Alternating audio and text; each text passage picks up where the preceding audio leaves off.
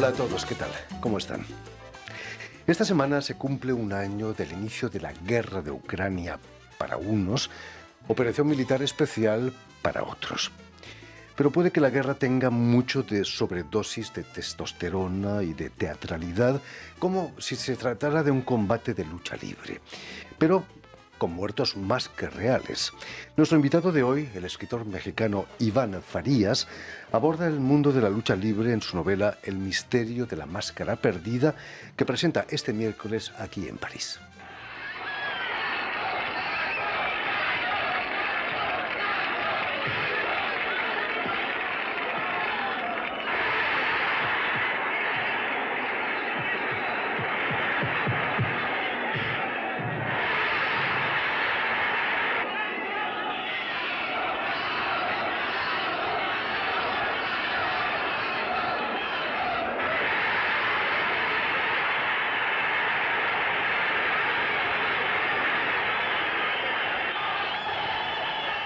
Y precisamente para hablarnos de esta novela y de su trayectoria literaria, Iván Farías ha sido tan amable de venir hasta nuestros estudios. Muy buenas tardes, Iván.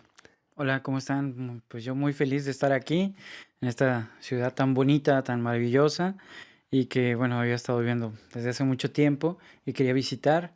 Y bueno, pues estar aquí contigo, pues es aún más Es un divertido. placer tenerte aquí entre nosotros. Estábamos viendo imágenes de un combate mítico entre el Santo, el enmascarado de plata, y Black Shadow, del que parte tu novela, ¿no? Pero se trata de una reconstrucción, no es realmente el combate que tuvo lugar hace 70 años. Sí, no es el combate real. Bueno, en algunas películas lo tomaron porque fue un pique muy importante, muy grande entre el bien y el mal, entre Black Shadow y el Santo, y que le siguieron sacando jugo durante un buen rato más. Porque Ento- el conocido era Black Shadow en aquella época, ¿no? El los, Santo no lo conocía nadie. los dos eran muy conocidos, los dos eran los punteros de, en ese tiempo, empresa mexicana de lucha libre, pero al mismo tiempo había llegado ya a la televisión. Entonces en la televisión tenían otro personaje, curiosamente también plateado, que era el médico asesino, era televisina. Y entonces le empezaron a ganar el público y lo que decidió hacer Salvador Lutero, el padre de la lucha libre mexicana, pues fue enfrentar a sus dos principales protagonistas. De ahí salieron cientos de películas casi, películas que traspasaron las fronteras de México, ¿no?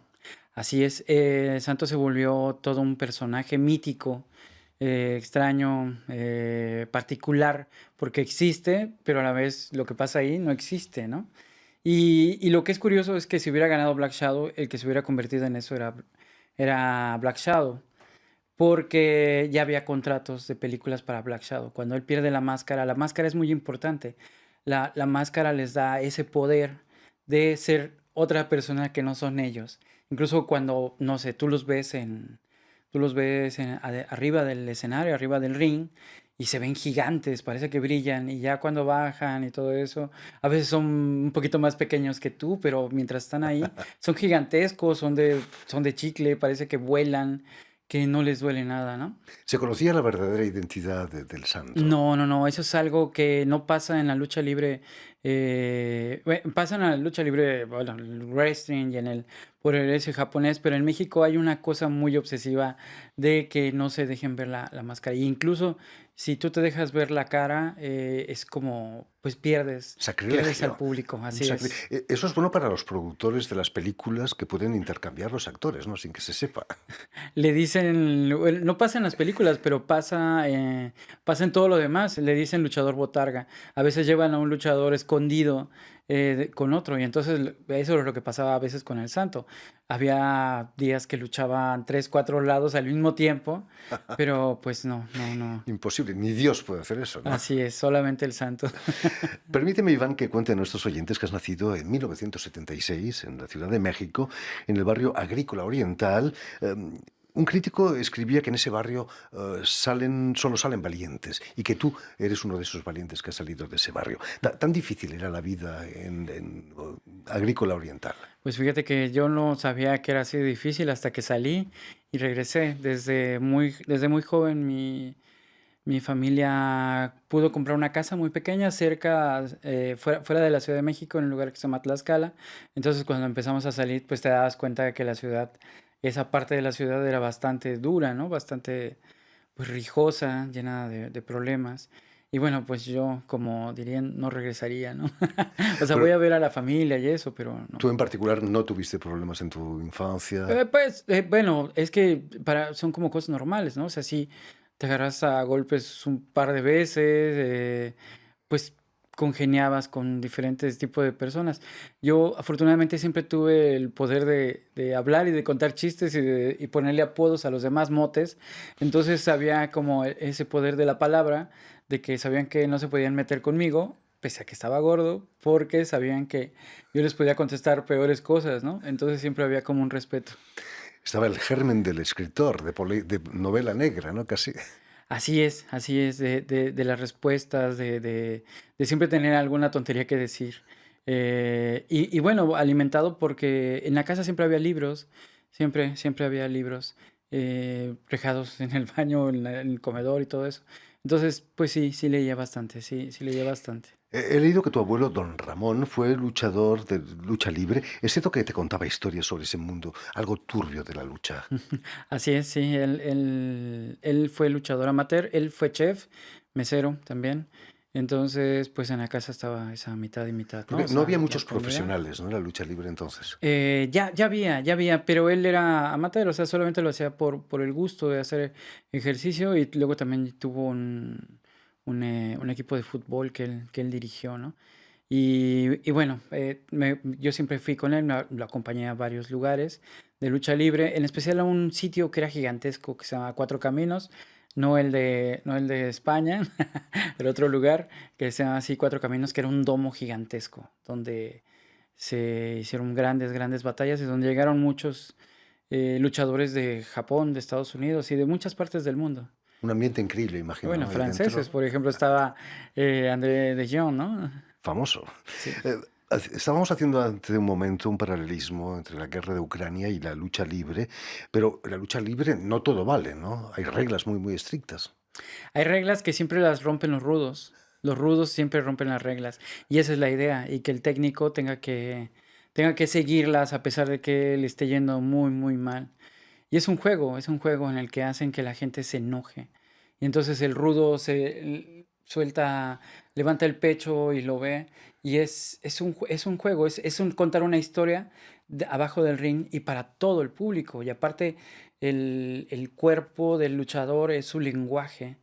Eso lo decía Walt Rubinsky, un luchador letón que llegó a México, letón argentino, y era un sabio, de verdad, era un gran filósofo sobre el deporte, y decía que como en el teatro griego, desde la gallola, o sea, desde la parte más alta hasta el que está abajo en el ringside, tiene que entender lo que está sucediendo adentro del ring, y que es un lenguaje y es un juego que todo el mundo se mete.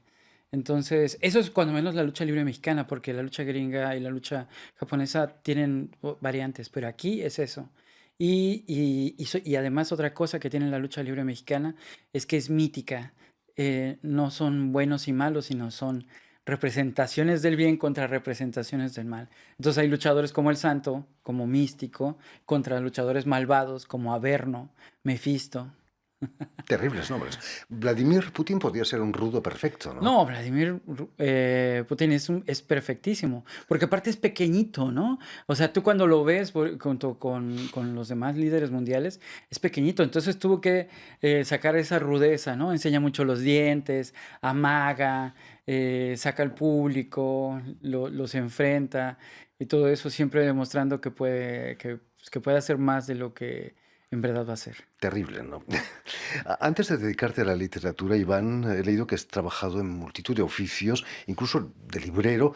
Ser librero es la mejor manera de leer libros gratis. Pues si tuvieras tiempo, sí, ¿no? Pero como siempre hay clientes que te están llegando. Pero ¿sabes qué es muy bonito de ser librero? Y es algo que yo disfruto mucho, platicar con las personas que les gusta leer, ¿no? Yo trabajé en una librería en Polanco durante un buen tiempo y bueno, pues está lleno de embajadas alrededor, ¿no? De ahí. y llegaba gente en verdad muy interesante y el Colegio de México, llegaban muchas personas del Colegio de México, que es uno de los lugares, de las academias de más alto nivel, y entonces llegaba gente interesantísima. Y el librero es ególatra. El librero cree que leyó todo y le muestra todo, pero cuando llega este tipo de personas es cállate y aprende de ellos. Y entonces, pues a veces uno recomienda de lo que ya te habían recomendado a ti. Eso, hablar con estas personas, todos acentos y diferentes Es una voces, lección de lugares. humildad, realmente eh, cuando te enfrentas a personajes como esos. ¿Qué lecturas te llevaron a interesarte por la novela negra? Quizás estadounidenses como Dashiell Hammett o James Ellroy, por ejemplo. Fíjate que al principio, en realidad, lo que había en la casa era una colección, por cierto, catalana que se llama Grandes Maestros del Misterio, que venían 3 novelas en cada tomo. Entonces ahí estaba Agatha Christie, estaba Georges Simenon, eh, y bueno, o sea, con ellos, con los del Los policíaco clásicos. inglés. Con el policíaco inglés yo comencé, ¿no? Con estos, con los Whodunit, etcétera, etcétera. Y ya fue hasta después que yo descubrí a Chandler, a Hammett. Y bueno, también a Paco Taibo, ¿no? Por supuesto. Es un personajazo. El cine también ha tenido mucha importancia en tu formación. Has sido crítico de cine en muchas publicaciones, incluso en el Playboy de México. Imagino que tus críticas no solo eran películas eróticas, ¿no? Al principio, no, no, no, no, no, no, no. Playboy tiene poquitas fotos y mucho texto. Serio, además. La cuña es Playboy se lee. Y bueno, pues sí, eran, pues en las semanales tienes que, bueno, cada mes tienes que escribir sobre las películas que van pasando. Entonces lo mismo son Los Vengadores, y yo siempre trato de meter otro tipo de cine. Pero tengo una columna que se llama VHS, donde hablo de las cosas que giran alrededor del cine, desde las palomitas, desde los atascos navideños de comedias románticas o comedias o películas de Navidad, que también son un género en sí mismo, ¿no? Hablando de cine, quizás el cine negro de Hollywood de los años 40 dio cartas de nobleza, ¿no? Al género negro.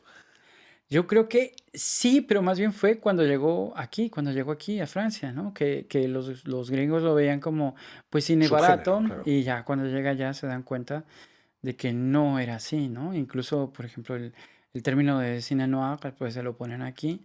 Y en México también hubo varias experiencias de cine negro, aunque le dicen melodrama negro allá, porque obviamente como mexicanos no podemos quitarnos el melodrama y nos gusta mucho el violín y llorar.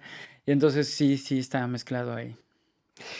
En uno de tus libros, que se llama precisamente Esos tipos que no duermen por la noche, me pregunto si tú también eres uno de esos tipos que no duermen por la Yo noche. me pasaba mucho eso, sí, sí, sí tuve un tiempo de oscuridad y no dormía, ¿no? Entonces hay una canción de un grupo que se llama Los Redonditos de Ricota, y bueno, pues ahí tomé esa parte. Y todos son personajes masculinos, son hombres que tienen problemas con su masculinidad. Y ese es el juego de ese libro, son cuentos de personajes que no saben ser hombres y que por eso acaban estallando en violencia.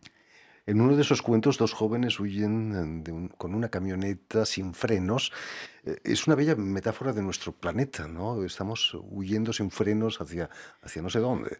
Y también de ellos, son muy jóvenes y no entienden que están cayendo en una trampa y que, bueno, pues van a morir, ¿no? Terrible. Iván, volviendo a la novela El misterio de la máscara perdida, que presentas este miércoles en el Instituto Cultural de México, aquí en Así París, es. está basada en un hecho real, ¿no? La desaparición de la máscara del santo. Pasó eso.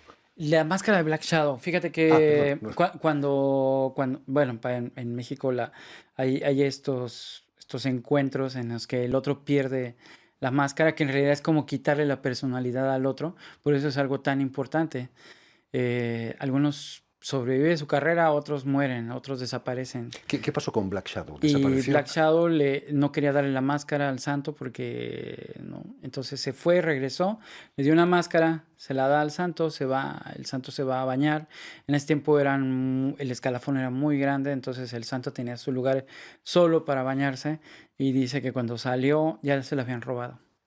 Entonces es el santo grial de la lucha libre, porque en general, tú no sabes, pero bueno, no sabrá mucha gente, pero el coleccionismo de cosas de lucha libre, en especial por ejemplo, coleccionistas japoneses muy locos, es muy importante. Entonces esta máscara de verdad se sigue buscando. Muchos han especulado de saber dónde está. Y bueno, a mí me llamó mucho la atención porque está todo entremezclado, ¿no? Todo este misterio y eso. Y para tratar de explicarle este mundo a la gente, yo ideé un personaje, un detective de malandrín, un detective, pues como son los policías mexicanos de investigación, medio gandalla, pero también medio cotorro, que odiara la lucha libre. Que odiara la lucha libre para que no supiera nada. Y entonces en el camino fuera él aprendiendo junto con el lector el submundo de la lucha libre. En tu novela, un joven periodista intenta entrevistarle para que le cuente esas historias de policías de hace 40 años. ¿Te ha ocurrido a ti eso? Conocer a un viejo policía con un pasado cargado. Pues sí, sí, sí, sí, era un amigo, tenía un amigo que era policía, bueno, y luego ya conocí a otros policías y bueno, pues sí, contaban muchas historias y bueno, pues se murió hace no mucho el Memo y bueno, pero se me contó y de él más o menos tomé algunas de este desenfado y de esta gandallez de la cual era poseedor, ¿no? ¿Hay alguna historia que puedas recordarnos de esas que te contaban? Pues es que hay muchas, Es materia entonces literaria, no, no quiero, no quiero. no, yo recuerdo una es que aparte están tan cerca de la muerte, todo el tiempo están tan cerca de la muerte, juegan tanto con la muerte, que un día me dice, ven, te voy a enseñar, y me lleva a su habitación y entonces quita la cabecera y hay un agujero ahí, ¿no? Y me dice, este es un balazo que me dio una güera con la que andaba. Dice que cuando se dio cuenta que le era infiel, me agarró con la pistola y me disparó. Pero lejos de espantarse, se reía, ¿no? Se reía mucho. Dice, y ahí todavía está, güey, ahí todavía lo dejo. Y a mí, yo cuando estaba con él, cuando platicaba con él, no sabía si que me diera miedo o había también una fascinación, ¿no?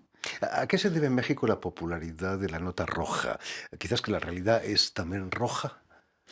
Yo creo que es una mezcla, a todo el mundo le gusta, a todo el mundo le gusta el crimen y la criminalidad, y bueno, pues sí, y en todos lados, aunque no se llame así, ¿no? Por ejemplo, en Inglaterra está The Sun, en Estados Unidos está The National Enquirer, y en México la nota roja se llenó como de una cosa muy chistosa porque está mezclada con el humor. Entonces hay las tres S que decía un amigo editor, sexo, sensación y sensualidad, ¿no? Entonces están ahí entremezcladas las tres y siempre hay una chica desnuda y siempre hay algo de sadismo ahí y con este humor negro que está entremezclado y pega en todo el país, ¿no? La muerte como protagonista también, ¿no? Así es, pero también como el reírte un tanto de eso, es como reírte de la desgracia del otro, pero con un tanto de culpabilidad también. Juegas, vas, vienes, juegas. Vas a presentar tu libro, esta novela, en el Instituto Cultural de México. ¿Qué representa para ti venir a París para presentar este libro? Pues a mí me da mucho gusto, ¿sabes? Porque la cultura popular, que es a mí lo que me gusta, de lo que siempre he hablado, que me gusta mucho que mostrar que nos reímos, que en México nos reímos, que no somos unos autores serios, secos, y que la cultura popular es eso que le gusta a toda la gente. O sea, cuando llegan a México yo los veo cómo les gusta eso y que a veces como que la literatura no la quieren aceptar, o sea, como en la literatura no quieren aceptar toda esta cultura popular. A mí me da mucho gusto que aquí en el extranjero sí pueda uno hablar sobre esto y que de verdad les interese. Es que la novela negra tiene mucho de sociológico también, ¿no? Así es. Muestra universos ajenos a los nuestros habitualmente. Así es, mira, fíjate, por ejemplo, siempre se habla del narco y una de mis decisiones es nunca hablar de un narco. Entonces, esto es hablar sobre otra cosa. Y también con la jiribilla y con el gusto y con el humor pues, que caracteriza al mexicano, ¿no? Que permite tener una distancia, ¿no? Con Así es, realidades horribles también. así es. Y bueno, y la Ciudad de México está marcada. O sea, la Ciudad de México recorre toda la novela, toda. Ahí tú puedes leer la novela y puedes hacer un mapa de la ciudad. Puedes ir de tal a tal lado, de los lugares que cuento existen de verdad, todos esos restaurantes, todos esos sitios existen, están ahí. ¿Vives ahora en México? Ajá, así es. ¿No te tienta venir a París, pasar un añito? Pues sí, sí me encantaría. Bueno, bienvenido, aquí te esperamos. En fin, pues ya lo saben, si tienen la suerte de estar aquí en París el próximo miércoles, no se pierdan el encuentro con el escritor mexicano Iván Farías, que va a presentar en el Instituto de México su novela El misterio de la máscara perdida. Muchísimas gracias, Iván, por No, haber muchas estado gracias a con ti. nosotros. Un placer. Permíteme también que dé las gracias a Julián Lenk y a Vanessa Loasó, quienes se han ocupado hoy de la realización del programa, y también saludar a nuestros telespectadores, porque también los tenemos, que nos siguen en todo el continente americano, en Ciudad de México, por supuesto, también, gracias a la cadena Unión Continental Latinoamérica y también la red TAL, que reúne televisoras públicas y universitarias de América Latina. Y a ustedes, muchísimas gracias por su atención y les damos cita para una nueva edición de El Invitado de Radio Francia Internacional.